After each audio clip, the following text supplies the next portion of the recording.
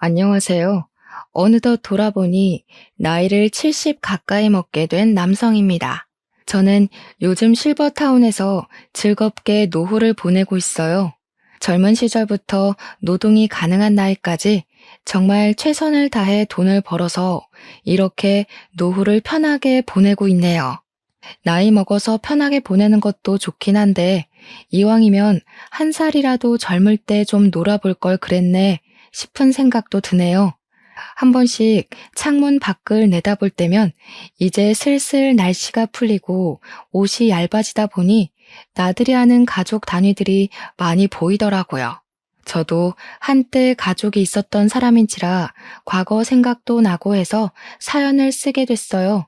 제가 컴퓨터는 좀 만질 줄 알아서 글 쓰는데 어려운 건 없었지만 말솜씨는 나이가 먹는다고 실력이 생기는 게 아니라서 그런지 좀 중구난방일 수도 있어요. 그냥 늙은 영감이 옛날 얘기한다 생각하시고 너른 마음으로 들어주셨으면 합니다.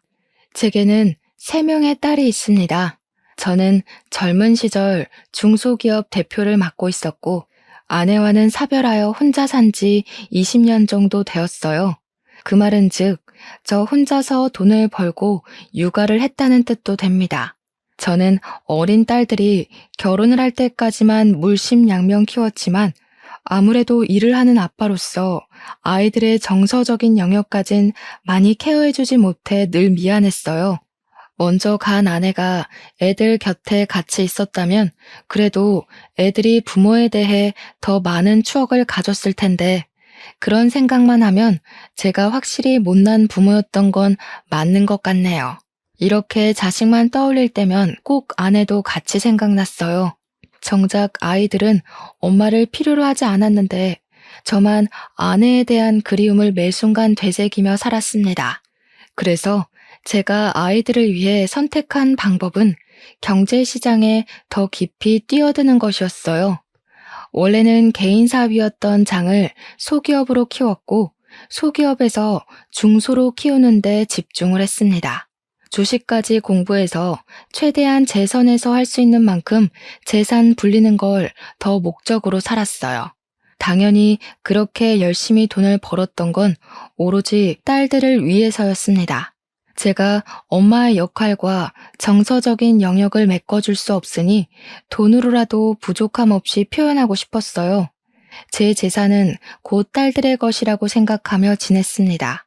고맙게도 딸 셋은 집에서 자기들끼리 잘 지냈는데 제가 혼자서 고생하는 걸 알았던 건지 저한테 아쉬운 소리를 한 번도 한 적이 없었고 용돈을 고집스럽게 바란 적도 없었습니다. 아마 제가 늘 바쁜 걸 알아서 귀찮게 안 하려고 눈치 봤던 것 같은데 그 마음이 갸륵하지만 한편으로는 너무 빨리 철든 것 같아서 미안하기도 했어요. 차라리 평범한 아이들처럼 용돈 달라고 조르고 뭐 갖고 싶다고 조르고 그랬다면 제가 아빠로서 아이들에게 필요한 존재가 맞구나 하고 위안받지 않았을까 싶네요.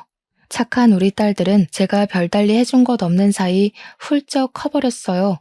딸들은 성인이 되고 나란히 정년기쯤에 결혼을 하게 되었는데 그때는 저도 나이가 있었던지라 경제 활동을 정리하기 시작한 때였어요. 집에 혼자 지내면서 딸들을 한 사람씩 시집 보냈는데 문득 그런 생각이 들더라고요. 조금 더 빨리 딸들 곁에서 케어를 해줬다면 얼마나 좋았을까 하는 아쉬운 생각 말이죠.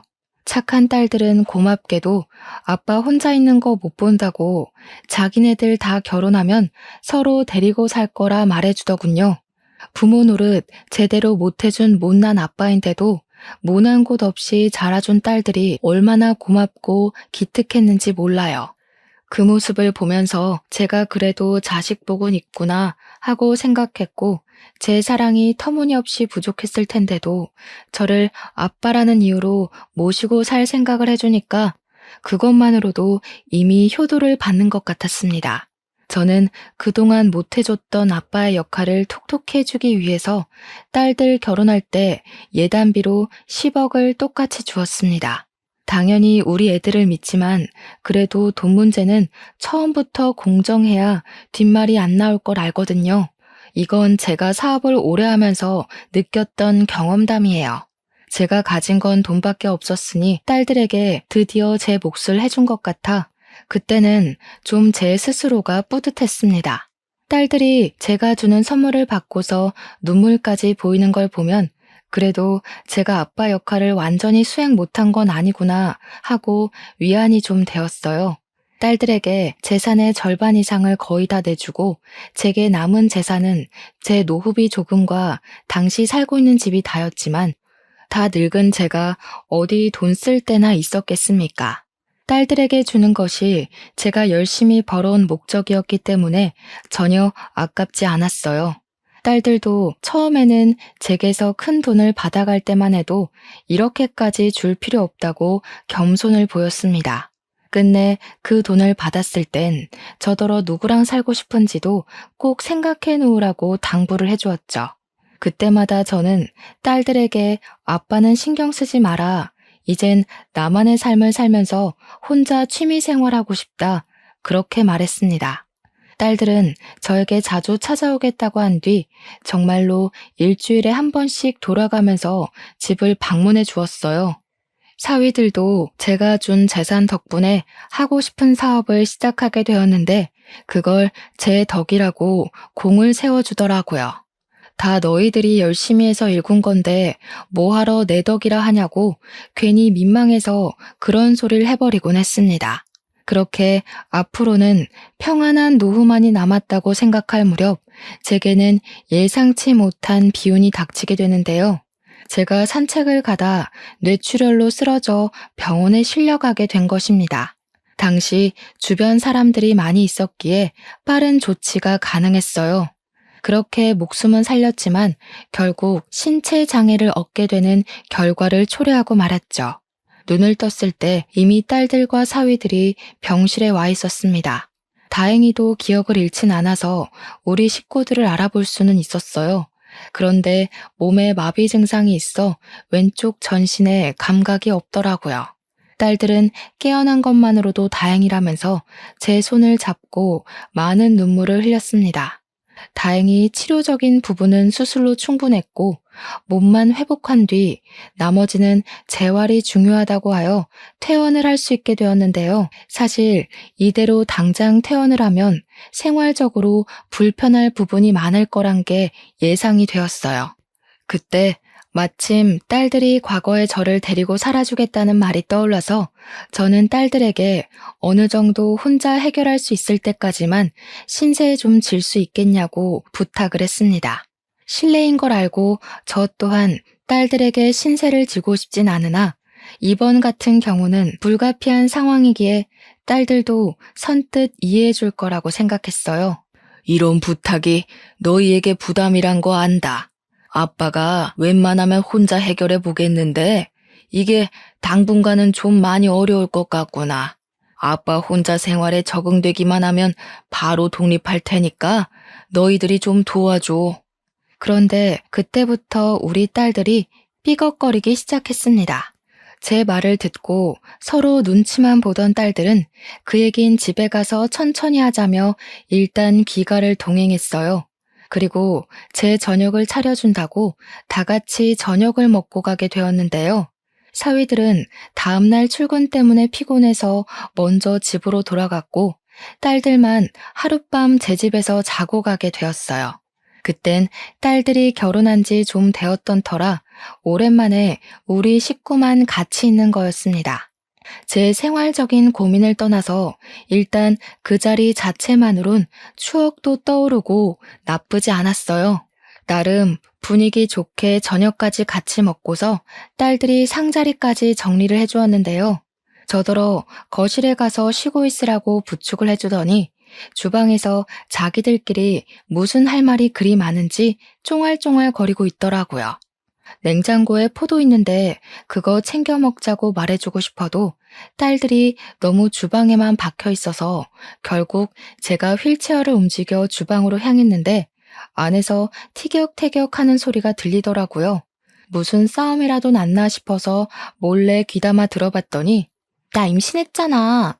내 몸도 간수 못하는데 아빠를 어떻게 모셔? 원래 이런 건 장녀가 나서서 해야 되는 거 아니야?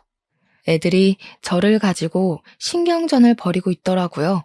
셋째가 강력하게 주장하면서 첫째를 걸고 넘어지자 첫째 또한 셋째와 같은 어감으로 답변을 했는데요. 너희들 형부 장남인 거 알지? 내가 큰며느리라서 거의 의무로 시댁 식구들이 집에 들락거려. 아빠 우리 집에 오면 오히려 가시방석이라서 마음 불편할걸? 몸도 안 좋은데 마음까지 불편해봐라. 빨리 회복이 되겠니? 이미 저는 장녀의 대답에서 딸들에 대한 모든 믿음을 상실해버렸어요. 셋째랑 첫째 말에 속이 상한 저는 둘째 말까진 안 들어도 알 것 같아서 돌아서 버렸습니다. 이미 둘째 표정이 다른 딸들과 의견이 같다는 걸 티내고 있기도 했고요. 돈을 받아먹기 전에는 아빠 없이 못 살 것처럼 굴더니 돈을 받고 나니까 발뺌하는 딸들에게 너무 서운해서 저는 그냥 일부러 일찍 쉬고 싶다 하고 딸들을 빨리 보내버렸어요. 원래는 딸들이 지고 가려고 했는데 안 좋은 말을 들은 이후 딸들이 마치 남처럼 느껴져서 같은 공간에 있기 싫었습니다. 그리고 저는 며칠간 고민을 했어요. 재활 도우미를 고용하는 것이 나을 것 같아 알아보면서도 감히 다시는 딸들에게 물어볼 용기를 못 냈습니다. 그동안 딸들에게 연락이 왔지만 바쁘다고 문자만 보내고 안 받았어요. 그러던 어느 날 둘째 딸한테 연락이 왔는데 제가 전화를 안 받아서 그런지 문자를 했더라고요. 긴 장문의 내용이었는데 돋보기를 쓰고 읽어보니까 우리 집으로 이사를 오고 싶다는 거 아니겠습니까? 자기 집으로 오라는 말도 아니고 자기 집을 내놓고서 우리 집에 이사를 오겠다니요. 무슨 생각인가 궁금해서 오히려 제가 전화를 걸어보았는데요. 아빠 혼자 두는 게 마음이 안 좋아서 신랑이랑 얘기 많이 해봤어. 신랑은 당연히 괜찮다고 했거든. 아빠만 허락해주면 우리가 아빠 집에 들어가서 살까 하는데 아빠 생각은 어때? 제가 딸들에게 실망했던 그날은 셋째랑 첫째의 거부 반응만 봤지 둘째는 다른 딸들과 똑같을 거라 예상만 하고 눈으로 직접 확인하진 않았었다는 게 떠올랐습니다.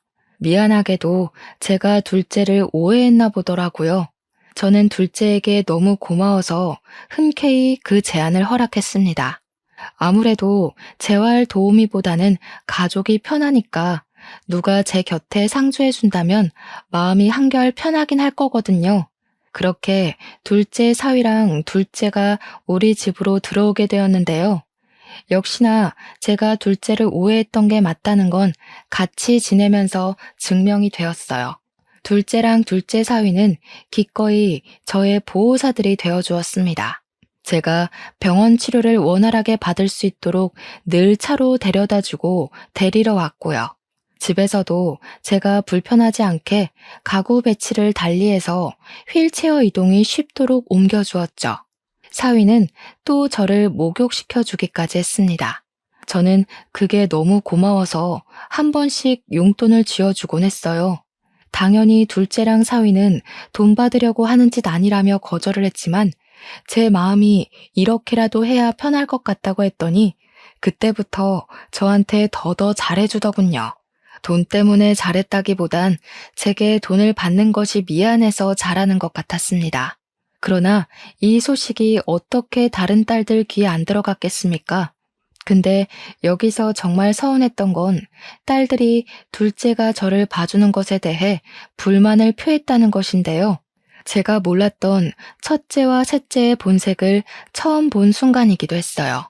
다짜고짜 우리 집을 찾아온 첫째와 셋째는 둘째가 집에 있다는 걸 알고 방을 뒤지기 시작했고 저를 보고도 인사를 안 하더니 무턱대고 둘째 어딨냐고만 물었습니다. 이놈들이 연락도 없이 와서 지금 뭐 하는 거야? 내가 아무데나 들어오라고 비밀번호 알려준 줄 알아? 둘째는 들어와서 살게까지 해줬으면서 우리는 초인종 누르고 들어와야 돼? 아니 됐고 아빠 설마 둘째가 같이 살아준다고 해서 둘째한테 이 집 물려줄 건 아니지? 설마 그럴 리가. 그럼 아빠한테 진짜 실망이야? 누구는 같이 못 살아줘서 뒤로 빠져있는 줄 알아? 아빠가 몰라서 그렇지 작은 언니 욕심 장난 아니야.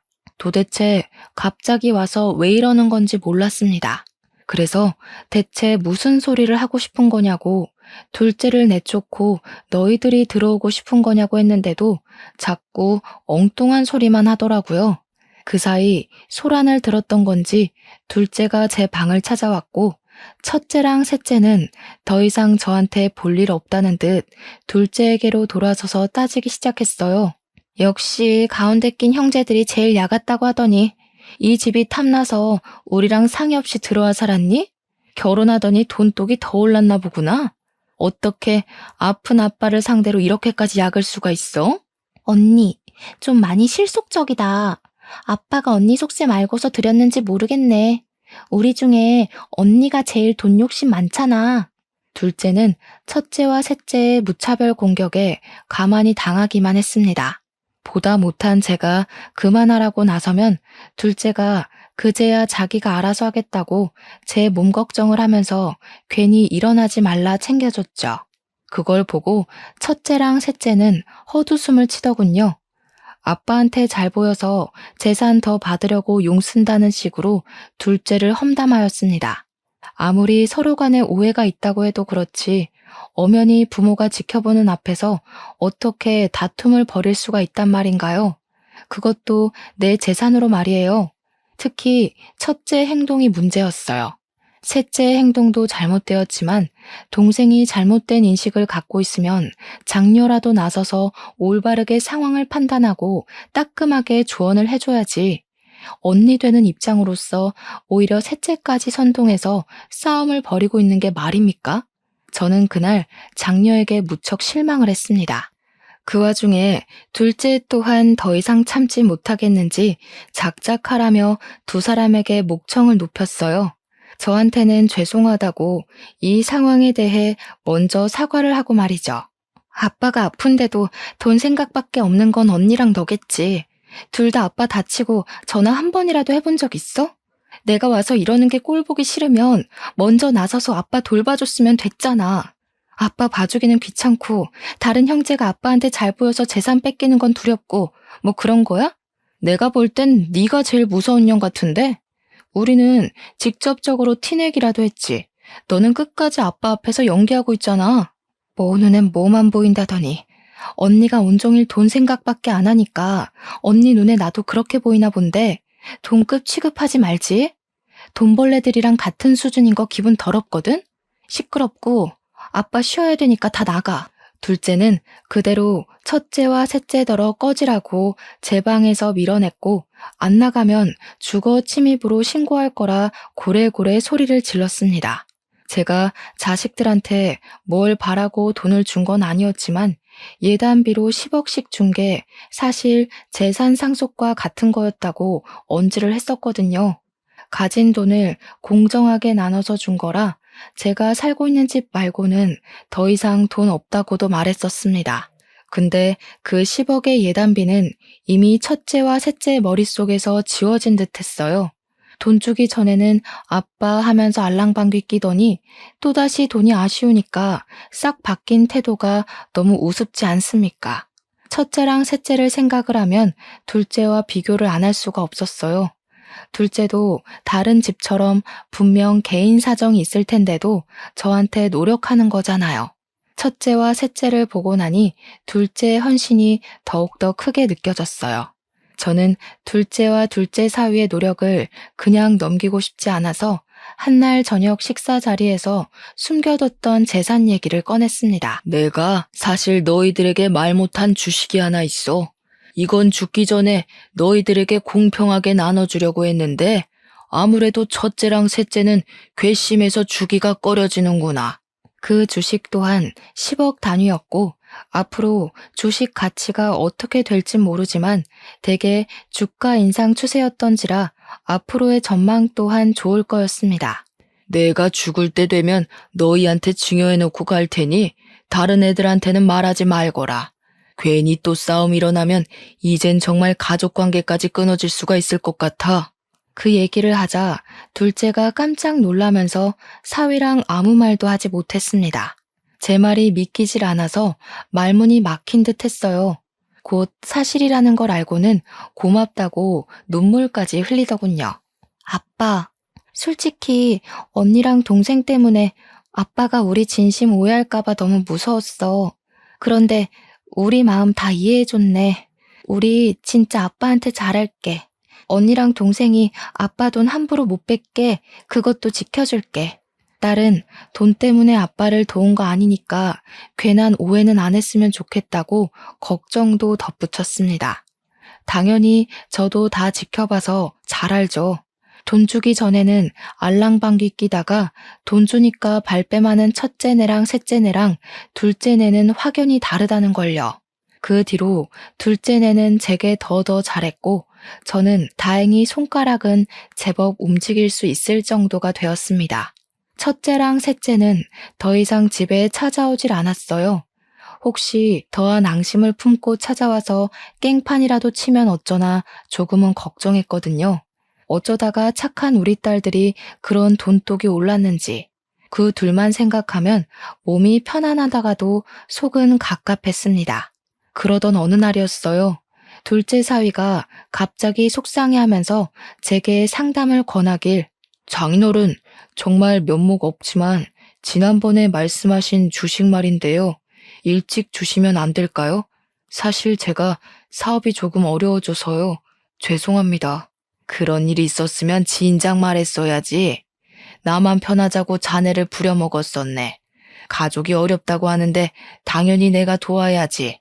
그렇게 하도록 하자. 사위는 눈물까지 보이면서 그간 힘든 거 참고 수개월을 버텼다고 하소연을 했습니다. 저를 케어해주는 동안엔 전혀 힘든 기색을 안 드러내서 몰랐는데 알고 보니 사위가 굳이 드러내지 않았던 거였더라고요. 사업이 힘들었을 텐데도 저를 생각해서 애써 숨겼던 사위에게 문득 미안했습니다. 그래서 사위의 제안에 알겠다고 했고 날 잡아서 계약서 쓰러 가자고 했어요. 그랬더니 사위는 또 감사하다며 제게 넙죽 엎드려서는 한참을 울었습니다. 그렇게 저는 사위랑 딸이랑 같이 계약서를 쓰고 증여신고를 했는데요. 혹시 몰라서 제가 다시 한번 더 둘째네에게 다른 집에 알리지 말라고 당부를 했어요. 둘째랑 사위는 그 자리에서 한 번 더 제게 평생 편하게 모실 것을 약속해 주었습니다. 물론 제게 그렇게까지 바란 건 아니었기에 그건 마음만 받았지만요. 사위는 저 덕분에 살았다면서 기념으로 같이 여행을 가자고 했어요. 너무 좋은 제안이었지만 저는 다리가 불편해서 오히려 애들한테 짐만 될 겁니다. 그래서 괜찮다고 너희들끼리 다녀오라 사양했죠. 그런데 사위는 제가 혼자서 딸 셋 키우고 일만 하느라 여행 한번 못 가본 게 속상했는지 드라이브라도 데려가 주고 싶어 하더라고요. 드라이브는 차 안에서만 거의 시간을 보내는 거니까 괜찮을 것 같아서 저는 바다가 보고 싶다고 말을 했어요. 그래서 둘째네 덕에 오랜만에 바다 구경을 갈 수 있었습니다. 바다는 제가 아내를 사고로 잃기 전 마지막으로 딸들을 데리고 여행을 갔던 곳이에요. 오랜만에 맡는 바다 냄새는 아내와의 기억을 떠올리게 해줬어요. 저는 사위 덕에 모래사장에 휠체어를 펴고 앉아서 실컷 바다 구경을 할 수가 있었어요. 다시 걸음하기 어려울 테니 저는 바다를 사진으로 찍고 눈으로 꾹꾹 눌러 담았습니다. 사위랑 딸은 커피 한 잔 사오겠다며 자리를 비웠고 그동안 저는 조용한 바다 앞에서 온전히 저의 지난 삶들을 돌아보는 시간을 가졌어요. 그렇게 시간이 흐르고 날이 어두워지니 이곳에 가로등이 하나 없다는 걸 알아차렸는데요. 그제야 저는 바다에서 눈을 돌리고 딸이랑 사위의 자취를 찾았습니다. 꽤 시간이 흘렀는데도 사위랑 딸이 안 보이더군요. 주위를 둘러봤지만 인적이 전혀 다니질 않아서 누구를 부를 수도 없는 지경이었습니다. 그래서 전화를 하려고 하면 휴대폰이 짐된다며 딸 가방에 맡긴 게 화근이 되었죠. 모래사장이라 휠체어를 움직일 수도 없어 꼼짝을 못했어요. 이 와중에 더 문제는 날이 저물자 점점 수심이 올라왔다는 것인데요. 휠체어 바퀴를 돌려 후진을 하고 싶어도 지면 특성상 땅만 파였습니다. 결국 바다가 바퀴까지 적시는 정도로 빠르게 불어났을 때 저는 좀 더 과격하게 휠체어로 움직여 버렸고 그 탓에 그만 중심을 잃어 휠체어를 쓰러뜨리고 말았어요. 다리를 움직이지 못해서 그대로 바닷물에 몸이 젖었고 모래를 뒤집어 썼습니다.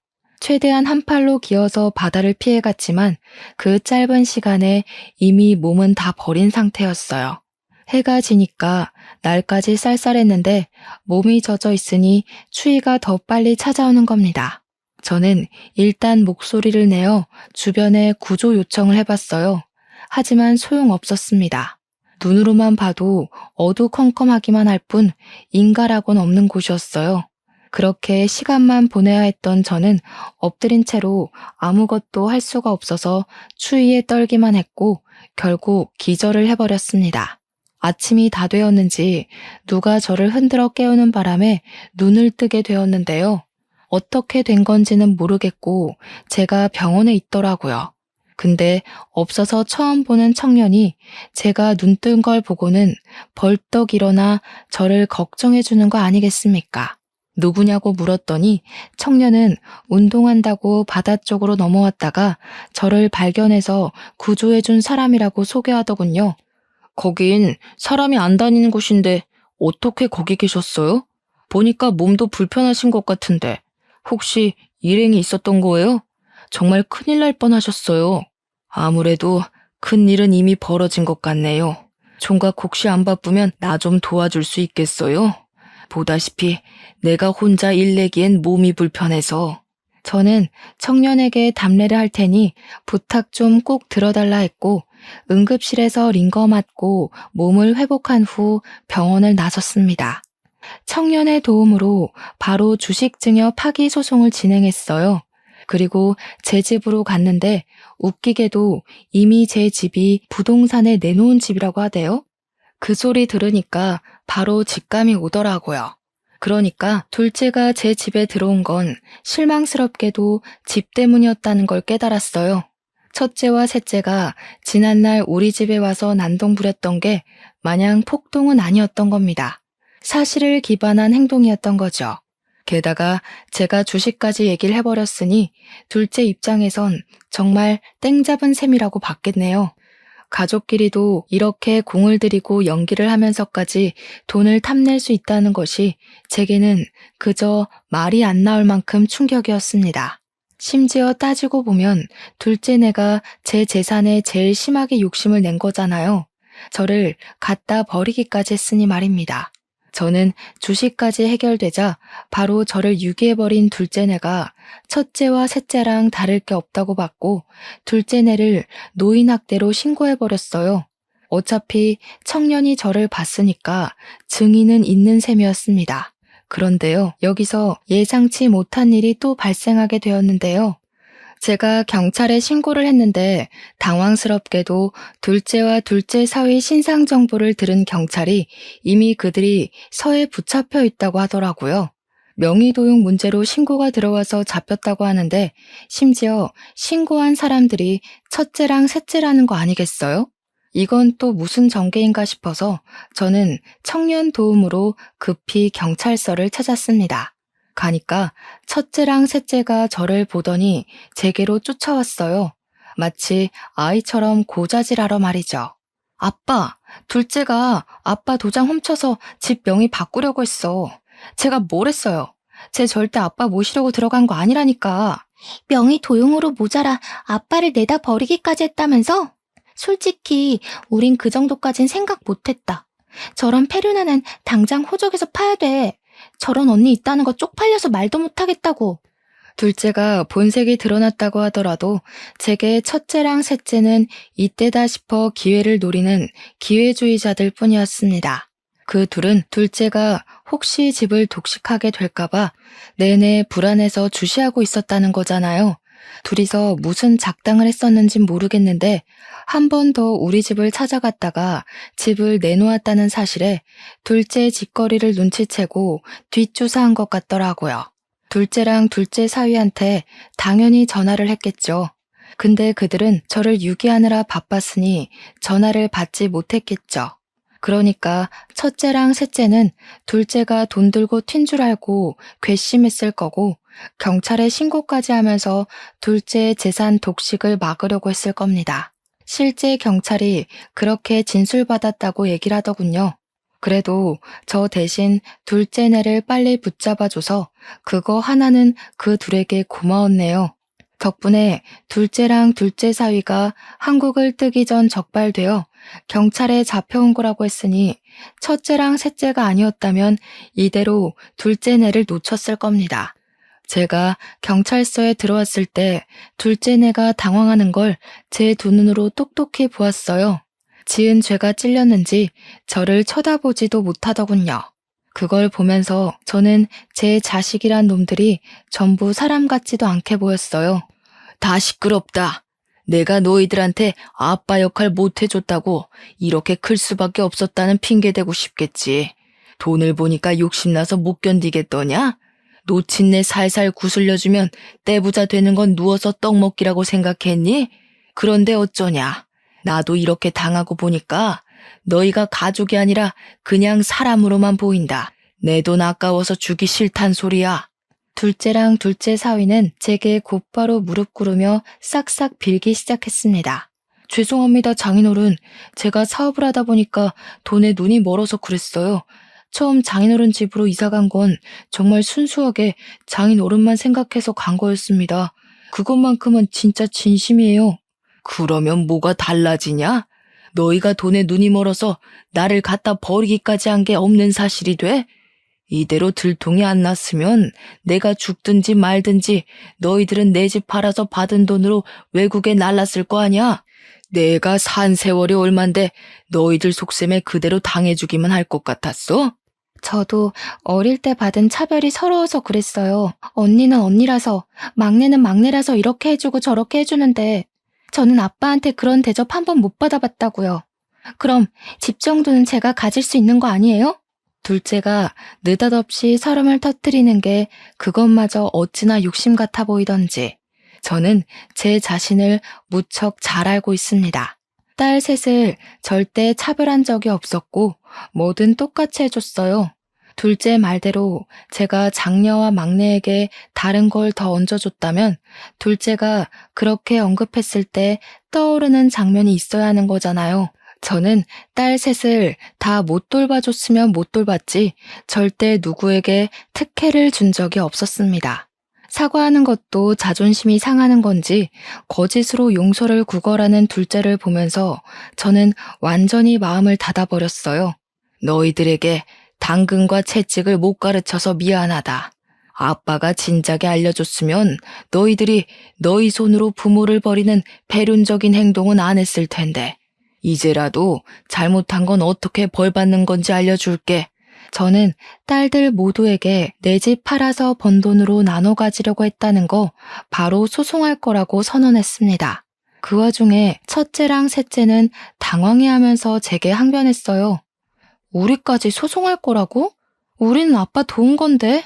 아빠가 길거리 신세 될 뻔한 거 구제해준 게 우리야. 우리한테는 이러면 안 되지. 입 닥쳐. 내가 준 예단비로 너희들 다 좋은 집 살고 있는 거 아니냐? 그런데 아비한테 겨우 하나 있는 집까지 눈독 들이고 있었어? 이미 꿀꺽 먹은 예단비를 도로 뱉어내라고 할 수도 없고 내가 이대로는 분이 안 풀려서 그냥 넘길 수가 없다. 다들 10억 뱉어낼 준비나 하고 있어. 그 사이 타이밍 좋게도 주식은 8배나 상승해 졸지에 재산 80억이 생겨버렸습니다. 아마 자녀들에게 청구한 비용까지 받으면 더 늘겠죠. 저는 그대로 청년의 도움을 받아 경찰서를 빠져나왔어요. 딸들이 저를 끝까지 쫓아왔는데 청년이 저를 대신해서 막아주었습니다. 그 순간 청년에게 그런 곤욕까진 치르게 할 생각이 없었는데 문득 큰 도움을 비친 것 같아 꼭 답례를 크게 해야겠다고 생각했어요. 아무튼 원래 첫째 사위와 셋째 사위가 그리 잘 사는 편은 아닌 채로 장가를 왔습니다. 우리 딸들은 만나서 제가 준 예단비 10억 받고 형편이 나아진 거였어요. 사위들이 원래 둘 다 평범한 직장인이었는데 돈이 생기고부터는 직장을 그만두고 사업을 시작했다고 들었거든요. 번화가로 들어서서 시작한 덕분에 사업은 초창기부터 매출 대박을 쳤고 그 수익을 믿고서 첫째네와 셋째네는 사치가 좀 컸습니다. 그들에게 사업은 당연히 하나밖에 없는 밥줄이에요. 사람은 밥 못 먹곤 못 살거든요. 그런데 부모에게 폐륜을 서슴지 않는 이 자식들이 배부르게 먹고 살도록 내버려 두는 건 부모로서 자식 교육을 포기한 것과 같지 않겠습니까? 그래서 제가 치킨 매장 오너로 있는 첫째 사위와 헬스장 하는 셋째 사위의 건물을 각각 매수해버렸어요. 그렇지 않아도 첫째랑 셋째가 사위들 사업장에서 악덕 사모님으로 명성이 장난 아니더라고요. 사장은 괜찮은데 그 집 사모가 별나다면서 다 같이 같은 욕을 하길래 한숨밖에 안 나왔습니다. 그래도 제가 일부러 악덕 세입자라고 소문을 만들지 않아도 다른 세입자들이 알아서 제 딸들을 욕해주니 두 손 두 발은 편하더군요. 물론 그 사람들 앞에선 그 악덕 사모들이 내 딸이라고 하기 쪽팔려서 아는 체는 안 했어요. 일단 여론이 제 편으로 몰렸으니 저는 본격적으로 악덕 세입자 쫓아내기에 돌입했습니다. 그때부턴 부모와 자식 관계가 아니었고 건물주와 세입자 관계로 집중했어요. 보니까 월세를 딸들이 관리하는 건지 관리비를 냈다가 안 냈다가 아주 들쑥날쑥이더라고요. 심지어 제가 확인했던 그달의 월세는 또 밀려 있었습니다. 저는 이걸 빌미로 세입자에게 나가달라는 통지를 보냈어요. 그리고 불만 있으면 전화하라고 제 번호까지 우편함에 써붙이고 갔죠. 그걸 확인한 첫째와 셋째는 각각 제게 전화를 걸었는데 내 번호라는 걸 알아보고 많이 당황했는지 제가 받기도 전에 전화를 끊어버리더군요. 제가 다시 걸어도 제 전화를 제쳐버리는 것 보니 그들에게 건물주를 알아볼 시간이 필요한 듯해 보였습니다. 그리곤 이틀 뒤 첫째랑 셋째에게서 문자가 각각 오더라고요. 당연히 제게 사죄하는 것 말고는 별다른 방법이 없었겠죠. 딸 둘은 자기네들 이 장사 없으면 당장 먹고 살 수익이 없다고 기라면 기고 꿀으라면 꿀을 테니 제발 자기네들 장사만은 건들지 말라고 애원을 하였습니다. 제가 딸들 애원을 어디 한두 번 들어봤겠습니까? 그때마다 받아주고 넘어가 줬더니 똑같은 짓을 반복하고 오히려 더 심해지기만 했다는 거 충분히 겪었어요. 제가 버림받아 보니까 돈 앞에서는 장사 없다는 걸 알고 제 처신을 똑바로 해야겠다는 생각이 들더라고요. 그래서 저는 딸들 문자에 대고 명도 소송까지 가기 전에 깔끔하게 해결하자 그렇게만 답변했을 뿐입니다. 그러자 역시나 딸들이라 할지라도 사람 성격 고치는 거 참 어려운 일인가 봅니다. 애들이 갑자기 급발진을 하더니 화를 내기 시작하는 거 아니겠습니까? 저더러 자신들에게 아빠로서 해준 게 뭐가 있냐는 소리를 하길래 그동안에 지나쳐온 제 청춘들이 모조리 부정당하는 것 같아서 마음이 좀 아팠어요. 딸들이 이렇게 나올수록 저는 더 마음을 굳힐 수밖에 없었죠. 딸들에게 앞으로도 평생 아빠 없다고 생각하고 살라고 너희한테는 처음부터 아빠도 엄마도 없는 게 나았다고 당장 건물 뺄 준비나 하라 했어요. 그래도 사위들이 장사를 꽤 크게 하고 있었는데 이대로 쫓겨나서 새로 시작하려면 제법 자금이 많이 들 겁니다. 물론 인지도 쌓는데도 오래 걸리겠죠. 그 세월을 다 합치면 10억만큼의 손실이 나오지 않을까 싶네요. 그 와중에 집까지 없는 둘째네는 운이 좋아서 길거리 신세는 면했어요. 3년 실형을 받는 덕에 교도소를 가게 되었거든요. 부디 사회로 다시 나올 때는 못난 마음 다 털어버리고 새 사람이 되길 바랄 뿐입니다. 여기까지 오는 데에 저 혼자였다면 절대 해내지 못했을 겁니다. 청년이 취업준비생이라서 저를 많이 도와줬기에 가능했던 일이었어요. 그 뒤로도 착한 청년은 제 집 구하는 것까지 같이 동행해서 도와줬는데요.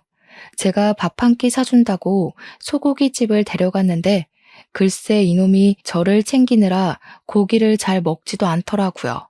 그래서 일부러 나도 손 있다고 환자 취급하지 말라 으름장을 놓았더니 그제야 눈치 보면서 허겁지겁 고기를 먹는데 얼마나 귀여운 녀석이던지. 부동산을 다시 한번 돌아볼까 고민하던 중 청년이 조심스레 제게 제안하길 요새 실버타운이 참 좋게 나와 있다고 추천을 해주더라고요. 그래서 청년 도움으로 실버타운 알아본 후 요양보호센터가 딸려있는 곳이 좋을 것 같아서 그곳으로 입주 신고를 하게 되었습니다. 청년이 나쁜 녀석인지 바람직한 놈인지는 잘 모르겠으나 일단 제가 보답하겠다고 약속을 했잖아요.